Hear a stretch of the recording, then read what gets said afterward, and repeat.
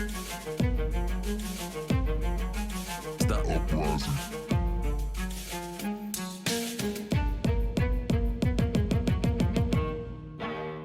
Welcome back. This is the Uprising podcast. We're going to have, today we're interviewing C.J. Peterson. He's running for state senate in Iowa, District 6. Welcome to the show. Hey, thank you for having me. Of course, I wanted to get you on. This is a platform for progressives, and I want to definitely get you on because you are progressive, and you're running in Iowa, and that's a fairly red state. So I definitely want to hit on some things about that, what Democrats want to, how Democrats can get people running in those more rural areas to come to the blue side, not the red side, and just kind of get your background and why you're running and kind of some of the things you're running for. So, all righty. Well, I wanted to make sure that we're good. And first things first, I want to appreciate you and thank you for being on the show. And first question I want to ask you is, why are you running in Iowa, and why did you pick the state senate to run? Yeah, so here's what happened. So, of course, like any self-respecting 29-year-old guy in Iowa, I spent my evening on February 3rd in the Iowa caucus, right? And so we didn't know who won. We probably never will know who actually won. And so I was real frustrated, from the jump there, with the Democratic Party here in Iowa. It felt like there was a lot of there was a lot of convenient, mishaps that happened that kind of shifted the trajectory or stopped the momentum of a particular candidate for president who would have benefited from a clear-cut Iowa win. Whether you believe that candidate I'm talking about is Bernie Sanders or Pete Buttigieg is, not of consequence today because neither of them ended up being the nominee of the party. But I was real frustrated. I thought, how are we supposed to, ask people to vote for us? We can manage the healthcare system, but we can't count the votes, right? So I was getting frustrated. And the more I thought about it, as I watched the presidential primary go on, I started thinking, these guys don't just come out of nowhere, right? These people who run for office, run for national office, whether it's Senate or the presidency or what have you, we don't have a bench right now. We don't have people who are willing to, step up and get that experience that they may need or they could use someday to run for office for any of those, higher up positions. And so I thought, we need to be challenging every seat, even if we're not going to win, even if we don't think we could win, or even if somebody else tells us we can't win. And so I realized, and this goes back to the caucus night, somebody came up to me and said, you got to run for state senate. And I said, I'm not running for office. Like I'm an alcoholic who recovered, and I'm focusing on, my own life. And, I don't think I have anything that anybody be interested in hearing. And they said, no, really, like when you talked about, the reasons that you were supporting, your candidate in the caucus,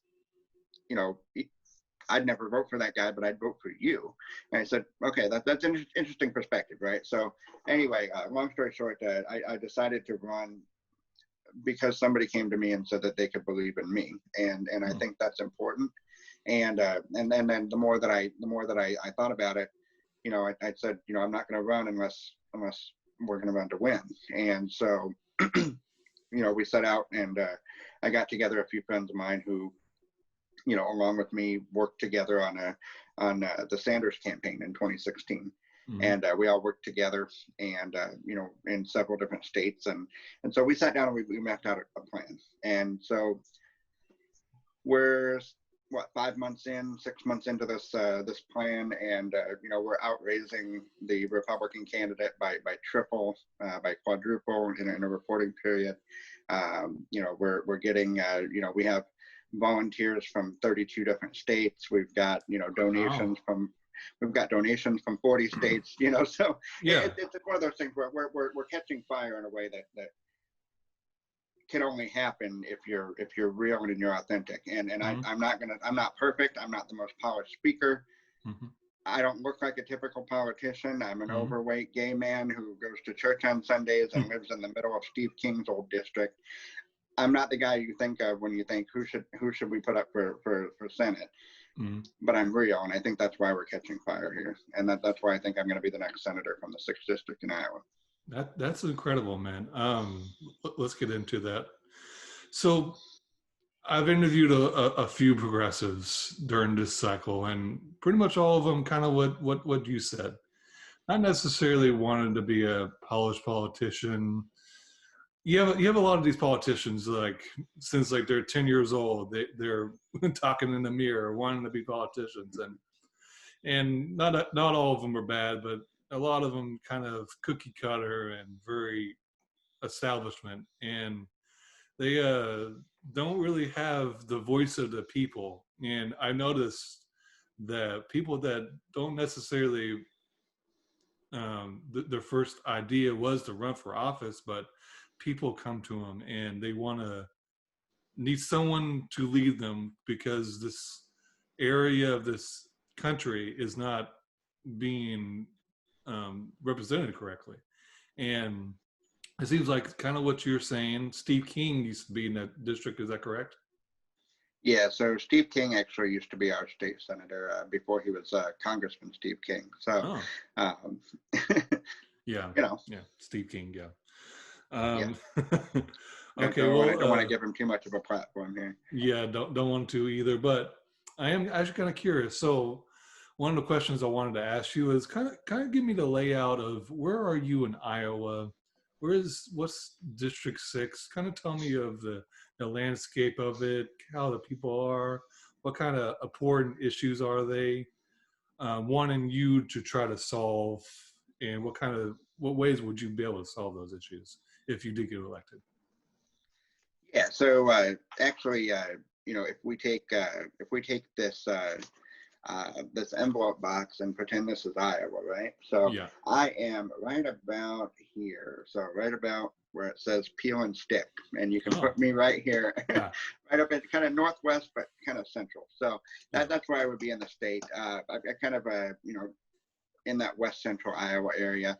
Now, as far as, the lay of the land politically, people out here, there's this mentality that you can just run for office and get elected no matter what, just by being a registered Republican, right? So we've got a lot of people out here who are extraordinarily upset and they're frustrated and they want to stick it to the establishment every time. But is that really what they're trying to do? So you have to really, and I don't think so. I think what it is you have people who are voting the way that they are because it's the way that things have always been done here, right? So I grew up a Republican. I voted as a conservative Republican. I voted for Mitt Romney in 2012 was the last Republican I voted for. And so that gives you an example. Now, granted, I'm 30, so I voted like twice and then, and then changed parties. But there are a lot of folks who are in my shoes who, everybody who is a Democrat now used to be a Republican, or a lot of the folks who identify as conservatives or Republicans now, they voted for Democrats before too. So you really have to figure out what their actual voting issues are, and that's kind of what I set out to do. And one of the biggest things I hear all the time is healthcare. Folks are quite honestly they're pissed off about healthcare, and they feel like they don't want a quote unquote government takeover because they don't understand what that means. They don't want the insurance companies to keep controlling their lives.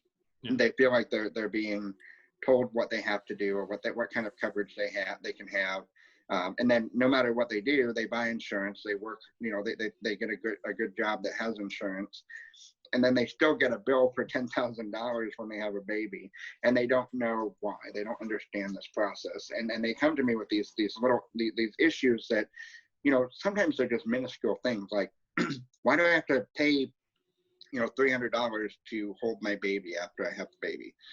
like I'm supposed to have an answer for that, and I don't. I think it's I think it's just as stupid as they do. So there are these issues where people, you know, they're much too complicated to fit on a bumper sticker and in a postcard, right? Yeah. But here's what happens. We have politicians here who they know that the people here are by and large religious. They are by and large Christians. They are evangelicals, right?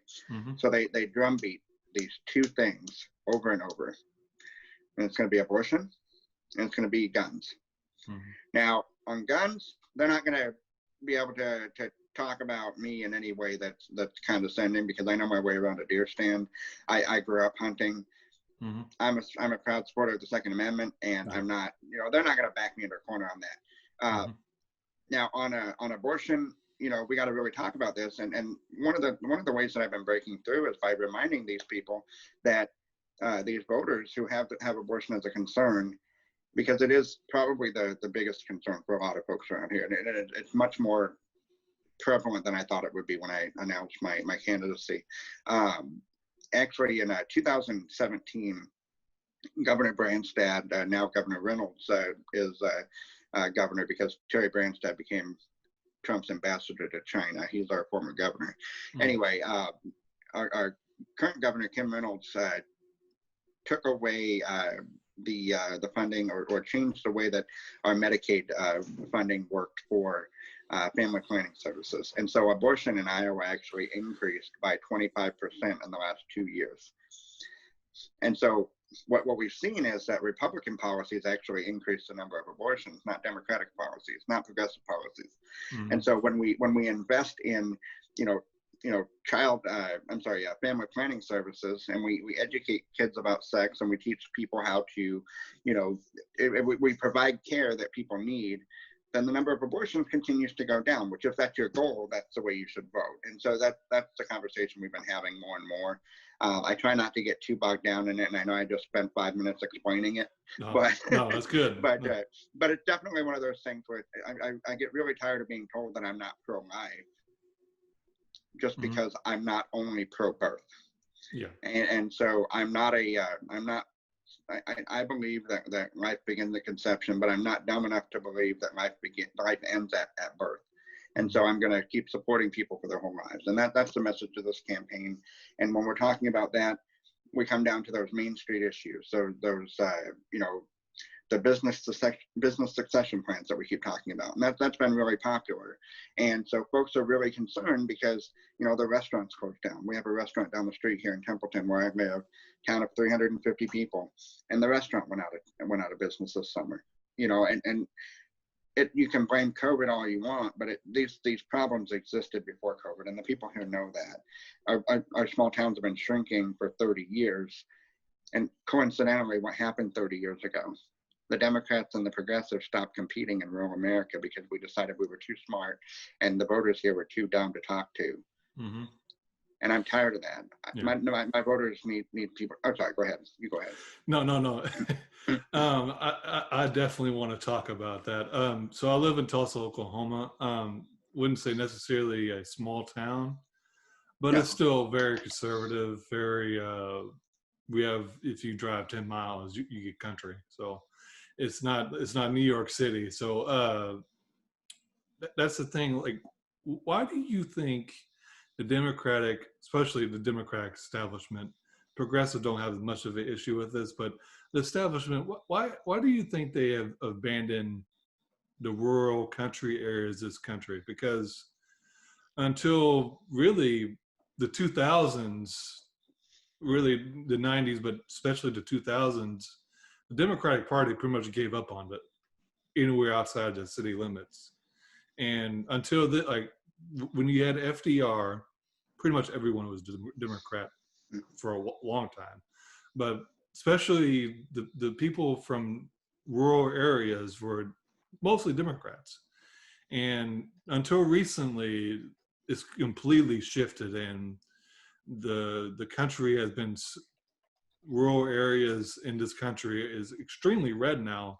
So I got two questions. So one, why do you think the Democratic, mostly establishment, has given up on trying to get the rural vote? And two, why do you think Republicans have gained such a stronghold in more rural country areas? So I think the answer to that question is twofold. So number one, if you look at states like Iowa, in the mid 1990s, they had some consultants come in from DC who, got paid a lot of money to tell Democrats here how they were going to win, right? How they were going to win statewide. Mm-hmm. And they said, hey, you got 30,000 votes in these 4 counties, but you have 30,000 votes in, 10 city blocks over here. You can leave that off the table over here, and then you go and compete in the city, and we just keep expanding the city and the suburban or the urban vote, right? So we just focus all of our money where we don't have to drive 2 hours to knock on 25 doors. You don't have to, and so they just saw this as I think in the beginning, I think a lot of it was a cost effective, a cost cutting measure, so you wouldn't have to go out and knock on all these doors. Because I mean, out here, I can leave town here and drive. I got to go about 15 miles to the next town, and I'll pass maybe 3 houses in between, right? So that's maybe 1 vote if one of these people is ready to vote for me. Mm-hmm. Out of those 3, if any of them open their door at all, right, or answer the door at all for me. So I think maybe in the beginning it might have been a cost saving measure. It might have been something where we thought, hey, the Republicans have more money, because at that time, the Republicans had a lot more of the corporate money. They had a lot more of the the wealthy elite dollars coming in, and so I think there was a time where the Republicans were definitely on a more solid footing than the Democrats were.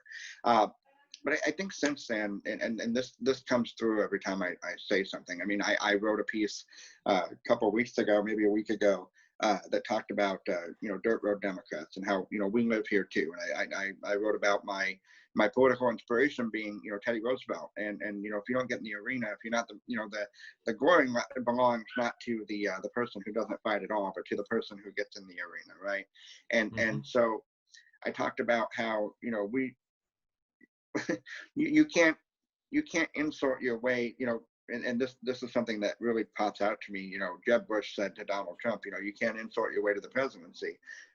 You can't insult your way into making someone vote for you, right? So if I look at somebody and say, you're racist, you're an ignorant hick, you've never been to college, so I look down on you, or they feel that, or you think that I'm looking down on you, you're not going to vote for me. Yeah, all you care about is your Bible and your guns.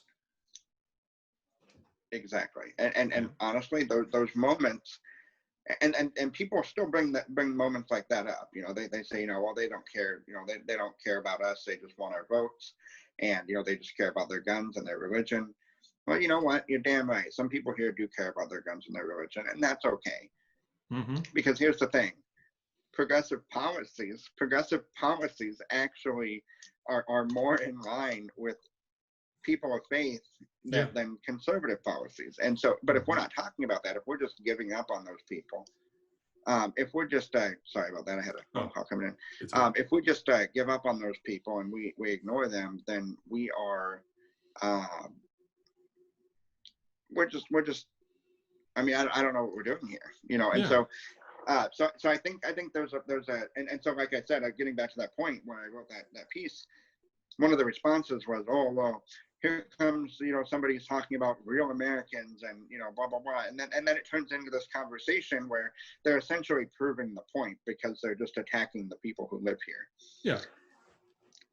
And go ahead. Sorry. Yeah, no, you go ahead. No, it's so much easier to just insult and belittle people instead of understanding where are these people coming from and what are important things for them and what can we do to get their vote. It's just so much easier, like you're saying, is, well, these people are just down the street. I don't have to drive 2 hours to knock on 5 doors. I can just knock on 30 doors and go 2 blocks. But the problem with that is many things. Is one, and the main one is these people are being forgotten in rural areas, and small towns are falling apart Lots of reasons why that's the case, but one of the big reasons is because the Democrats stopped caring about those people, and that's not okay. And if we truly want to have power in this country and truly want to make this country, I hate saying this, but great again, is we need to understand that this country has differences, and we're not going to agree on everything. You and I probably don't agree on everything, and some of your voters probably don't agree with what you had to say or I have to say or anything along those lines. But the thing about it is you can find common ground and you can agree and disagree on certain things. Now, of course, you have a line, and some people you can't reach, and some people just cross that line, and well, they're not for you. But I think most people are good people. Most people are reachable people. You just need to understand, and you need politicians mostly need to listen and care about said people's issues. And I feel like not just in rural areas, really in politics in general, is most politicians couldn't care less what majority of their people they represent even have to say.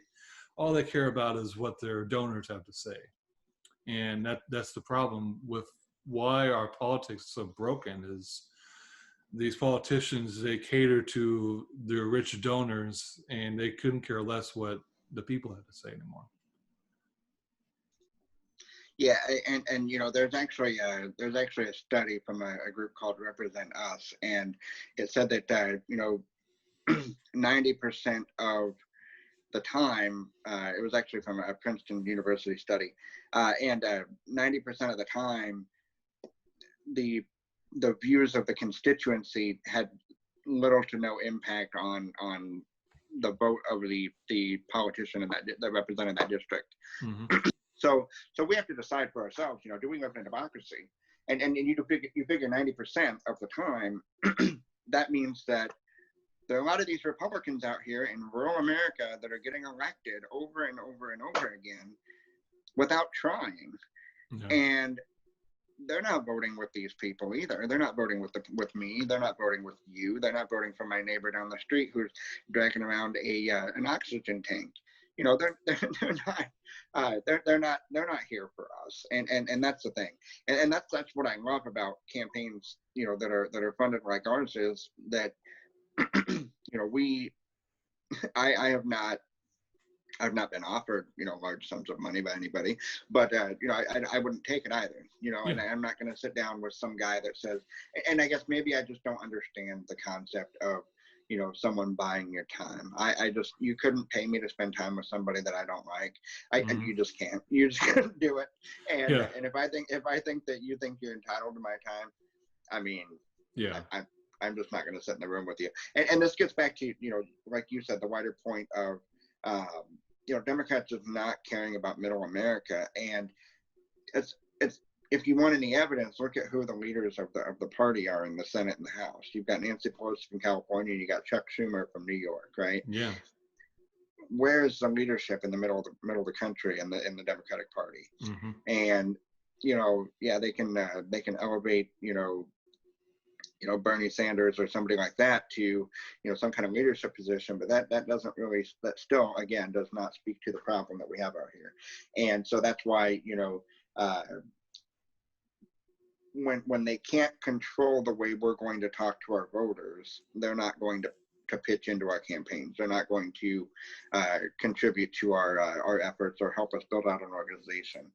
I mean, you've got a district out here where we're actually talking to people and meeting people where they are, and we have a real shot at flipping this district that's been a Republican district for 30 years, mm-hmm. because we have an opponent who, by the way, my opponent was Steve King's campaign treasurer, but can't seem to raise any money for himself this year. So, and so, this guy, he all he does is post hydroxychloroquine memes and, post videos from the RNC of that weird white couple with the guns outside their house. And, and by the way, you know how to use a gun at all, you know that she wasn't holding that correctly. But it's okay.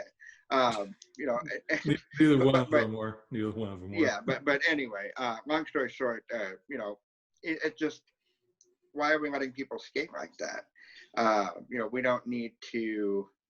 Um, you know, we just let people run and get reelected or elected based on the fact that they happen to be a Republican or and for that matter, I don't think we should be doing this in districts where there are, you know, it's a safe blue seat, and we're letting these candidates like, you know, like, you know, what's his face, Richie Neal, like, who won his primary yesterday.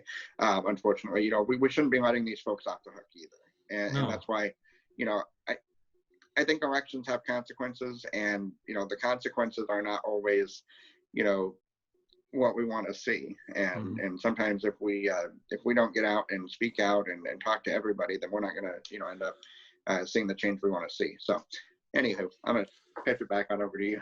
Yeah. So I wanted to kind of talk about healthcare. So are you a supporter of Medicare for all, or are you a supporter of more of a public option, or do you just think we need to expand Obamacare? So here's the thing. I am a supporter of Medicare for all. Mm-hmm. I think it needs to be federal policy. I don't think that as a candidate for statewide office, I don't think our risk pool in Iowa is large enough to handle that kind of transition. And so, you know, I've actually had this conversation with a fellow Bernie supporter, who you know really came down hard on me because I didn't support moving Iowa to single payer on its own. And Mm-hmm. you know, if you want to see single payer fail, and you want to see people point to single payer as a loser, then implement it in a state. You know, and I mean, and let a state have trouble with management like that, Mm-hmm. and then we'll never have it at the federal level. And Yeah. so, you know, I'm a strong supporter of Medicare for all at the federal level, Yeah. because I think that, you know, you've got to take the profit motive out of healthcare. I pay $340 a month, you know, for the next, I guess, 2 years yet, you know, to pay for my alcohol treatment.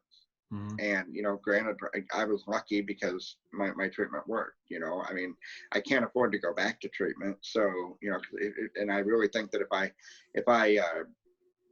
you know, if I relapsed for some reason, you know, I believe that I would die because I can't afford to go back to treatment again. Yeah. And so I don't have a second option. I don't have a second choice. So yes, I'm a strong supporter of Medicare for all at the federal level. Yeah. This doesn't make any sense to me. Pretty much every other country in the world has some form of Medicare for all. UK has even more, which I actually don't even agree with. Fully ran by the government. Germany has more of a public option. Canada has a Medicare for all. But Bernie Sanders' idea, I think, should be the gold standard in the world, because unlike those other countries, they don't cover health with like dental and like eye and other things like that.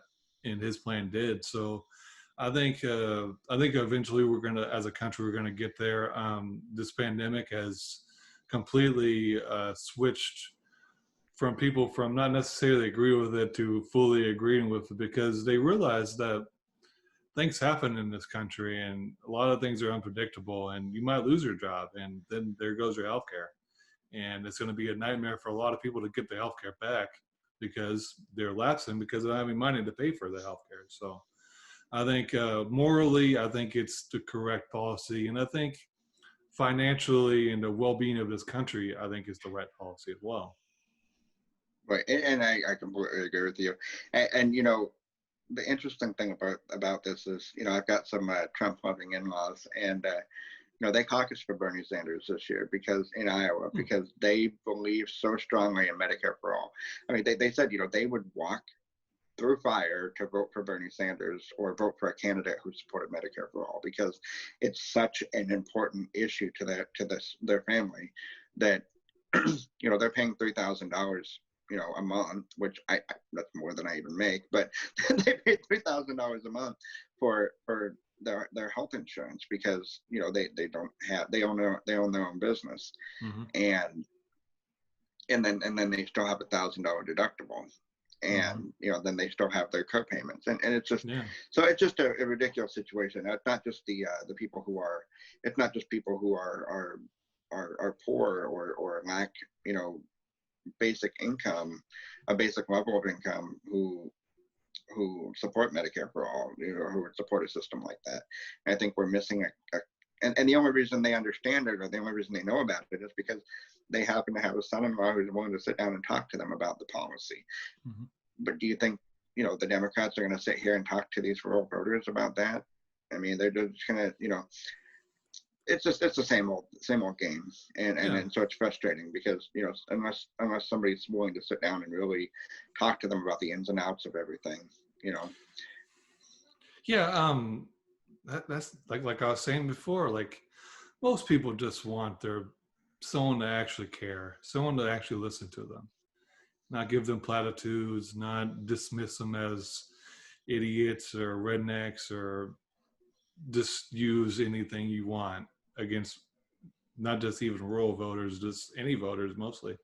And this is not a way you can't assault your way to get someone to vote, like you were saying.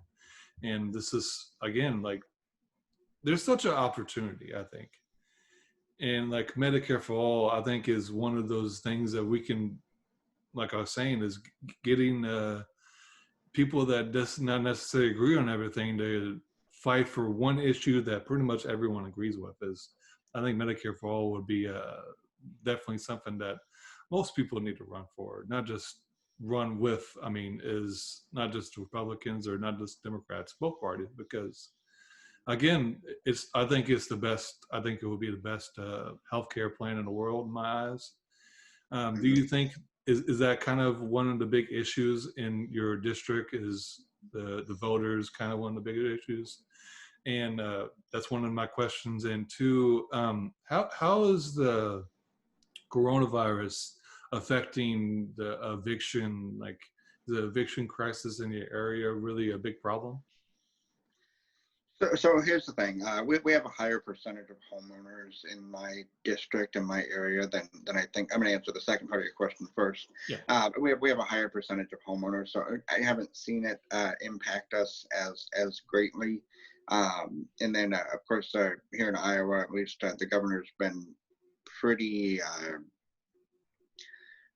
pretty lenient on extending the eviction orders out. So I don't think we're seeing a massive influx of evictions yet. Um, that doesn't mean that it's not coming, or that it won't happen all at once when they decide. Because at some point the Republicans are going to have their line in the sand that they draw, Mm-hmm. and they're going to just stop extending the help for the coronavirus pandemic. So now, one thing that I'll say about the healthcare system, I think healthcare is a huge issue. What we talk a lot about is we have what we call in Iowa critical access hospitals, and these are hospitals that serve rural areas where folks have to drive a number of miles to get to a primary care physician or an emergency room, right? So critical access means that there's a family doctor, and there's an emergency room, and there is there's a certain number of basic types of services that are available. And we have 14 hospitals at risk of closure across rural Iowa right now, and that's absolutely insane. I mean, to think about the fact that we could be closing hospitals in the middle of a pandemic who already don't have the funding they need. So that's a huge plank in my platform, in my on the stump for me. We're talking a lot about bringing back money to these rural hospitals, focusing on telemedicine, which starts also with improving the broadband access. We still have people out here who are using something internet that's one step above dial-up, and people can't imagine that, but it's happening out here, and so I would say healthcare is a huge issue. I'm not really running on Medicare for all in my race because it's not something that I'd be able to. I don't support it at the state level. I wouldn't support a single payer system in Iowa if it was just Iowa doing it, you know. Yeah, yeah. But I do talk to folks and I say, you know, hey, yes, I do support Medicare for all, but you know, I do support a Medicaid buy-in at the state level, which would be a low-cost option, especially for folks who don't qualify for the Obamacare exchanges. But it would expand the risk pool, and it would put more money into our. It would have more, you know, increase the buy-in, you know, in our Obamacare, you know, Affordable Care Act exchange. So that's what I'm running on for healthcare, as well as you know, expanding the mental health and addiction care, because we are now, Iowa's actually 51st in the nation for mental health beds, behind DC and all the other states. So for the number of mental health beds per capita. So you know, we're you know, the governor you know, closed down I think it was all the mental health hospitals in the state except for 2 a couple of years ago. And just thought, you know, oh, well, and she was basically transporting patients around the state and shuffling them around and institutionalizing them as if they were prisoners, and they're not, you know. And anyway, so that's all, you know, neither here nor there for this conversation. That's an entire other hour. But Yeah. you know, healthcare has been very important, and like I said, that the eviction crisis has not quite come here yet. But Yeah. you know, that doesn't mean it won't. So yeah, so healthcare would be like, if you were elected, like your first 100 days, kind of healthcare and certain things be your first priority. Healthcare, and then you know, of course, the business succession plan. I've actually, you know, I proposed creating legislation that would create an Office of Rural Reinvestment at the executive level. And the other piece of my healthcare plan would be a bill to remove the governor's authority to manage the Medicaid system and put it in the hands of the State Department of Health and Human Services. So kind of curtail the powers of the governor a little bit, which is how we got in this mess. Yeah. Do you want to kind of go into the business? What was it again? I'm sorry. Business what? Business succession plan. So the way this would work is essentially we would take funding that comes from USDA, from a number of different sources, and put it into a pool of money that would be managed by the Iowa Department of Economic Development.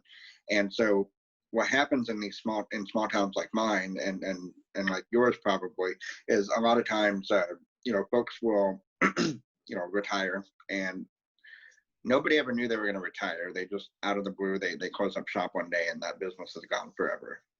But it's been on Main Street for 40 years. Yeah. So now that creates another empty vacuum, and then there's nobody there. There's no startup capital. There's no interest in starting a new business. And then you always have about 5 people scratching their heads about, you know, a year later saying, I wish I would have known, because I would have taken that on. So what I'd like to see is around, you know, across rural Iowa, across, you know, urban areas as well. You know, if you have a business that needs to be, you know, if you're thinking about retiring in the next 5 or 10 years, you know, work together with someone who wants to be an entrepreneur, who wants to be an apprentice of yours, and help them come on as a partner with you. And then at the end of the you know, the loan term, or the 5 years or 10 years or whatever the term of the loan is, you're ready to turn the key to the new owner. And you know, we've generated you know, we've kept the business open, which extends the life of the tax revenue that comes from that. So it pays for itself. It literally pays for itself in these communities. And you know, you can use local option sales tax funding. You can use all kinds of different funds. There are tons of different ways to fund this.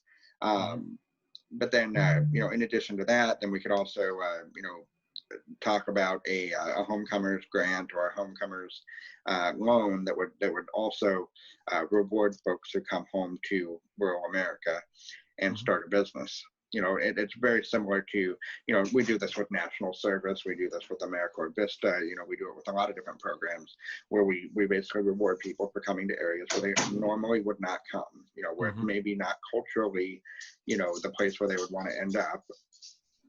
but it's a way for us to get that money flowing again back into our communities.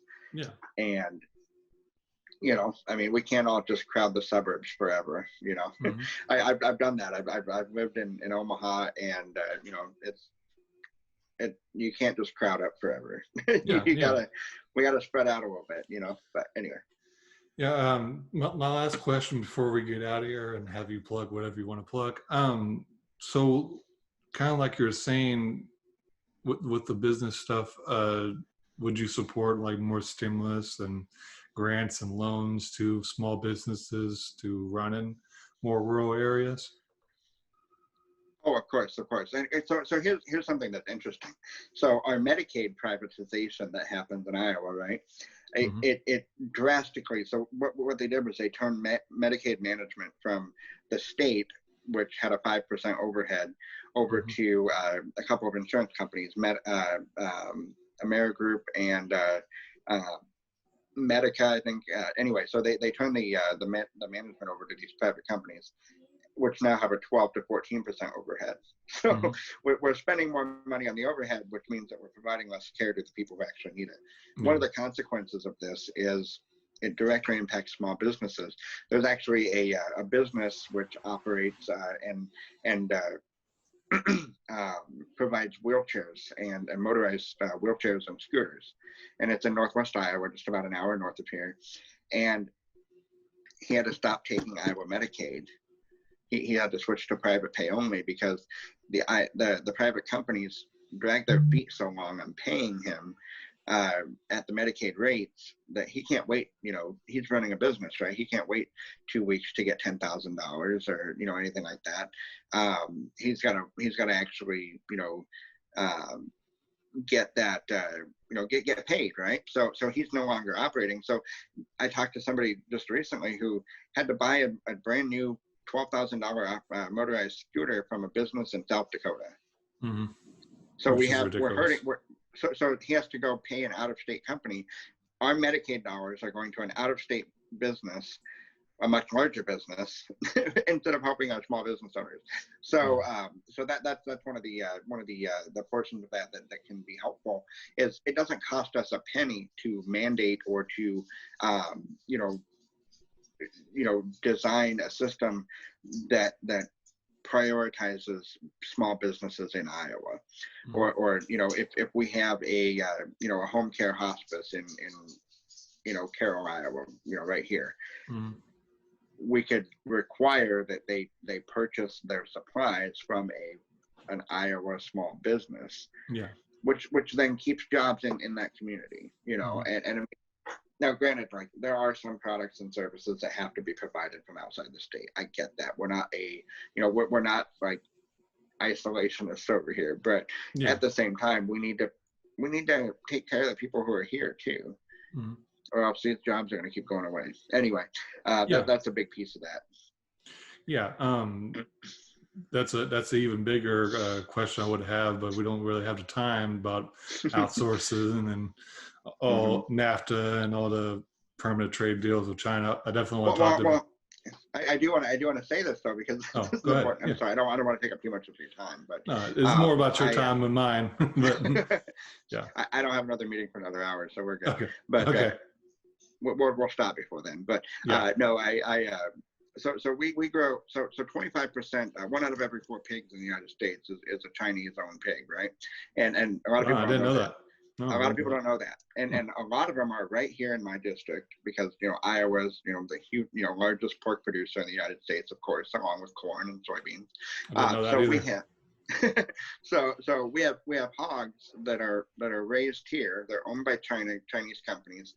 They're raised here in Iowa. They're shipped to Mexico for slaughtering. They're shipped to China for packaging with a made in the USA label, and then they're shipped back here. So that I can buy it in the grocery store, you can buy it in the grocery store. Really? And it's also, they can save 40 cents a pound on the beef or on the pork. That's ridiculous. Like, and it's a result of these trade wars and these trade agreements that were signed in the 90s, NAFTA. Yeah. And it's less expensive for Chinese and these Chinese companies. We talk about American companies exporting workers. you have Chinese companies or majority Chinese owned companies exporting immigrant workers right here in my district. Wow. So That's anyway, crazy. it's a much bigger conversation. If you ever get a chance, look up Art Cullen. He's the editor of the Storm Lake Times here in Northwest Iowa. He's in my district, and he actually wrote a book called Storm Lake, and he's always on. He's a Pulitzer Prize winning author. He's always on the on MSNBC and things with Rachel Maddow, but he's right here in my district. Wow. And he's just a small town newspaper guy, but he's brilliant. He can talk to you all day about this stuff. Anyway, so I'm ready for your last question or whatever you want to hit me with last here. Yeah, that's pretty much all I have right now. Do you have anything else to say? I definitely want you to plug everything you have as well.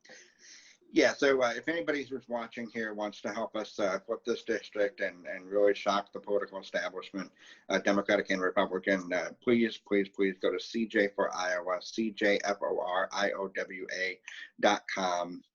Follow me on Twitter at CJ for Iowa. Pitch in $5-10, whatever you can afford. We can have you make phone calls from anywhere. So if you want to call into the district and talk about why, CJ would be a great senator for our district, we'd welcome the help. So anything anybody wants to do, and keep up the good work you're doing with the podcast and highlighting and elevating progressive voices. And last thing I want to say, if you're ever wondering if you should run for office, you should do it. Run for office because it's an experience that teaches you so much about yourself.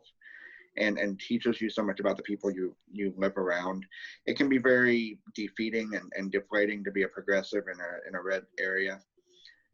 But yeah. I love this place even more now than before I ran. And it's because I've gotten to meet so many people, and it's taught me a lot about the world and where we live. So if you're thinking about running for office, anybody out there, just please seriously consider it. We need you. Yeah, we definitely need so many people to run. If they're on our side of the Democratic Party, we need a humongous bench, and we're building that, but nowhere near what we need. And that's kind of one of the missions about this thing is give smaller races like yourself and other people voices, because they don't necessarily get a voice in the bigger platforms like the Turks or other things like that. They interview the big, well-named progressive running, and that's kind of what I'm trying to do, is interview those people and interview the smaller people as well, because if we want to build a movement, we need to have a humongous team of just small people in small areas and big people in big areas. And even the most brilliant people can have really small roles, and really brilliant people can have humongous roles. So yes, of course, I encourage, if you have a great voice and you really know what you're doing and you care about people, of course, really run. And if you don't win the first time, run again. Bernie ran like 3 or 4 times before you won. So it can be defeating, but our ideas are the right ideas, and we just need to keep on working, because this is a battle, and I think our side is the right side of history, and we just need to keep on fighting. I completely agree with that, and I do want to thank you one more time for having me on the podcast, and look forward to seeing more of your work down the road. So yeah, appreciate you. It's the Uprising. I'll come back on again next time from the state capitol when I'm sworn in. So all right, yeah, I'll look forward to it, man. All right, this is the Uprising. Thank you. It's the Uprising.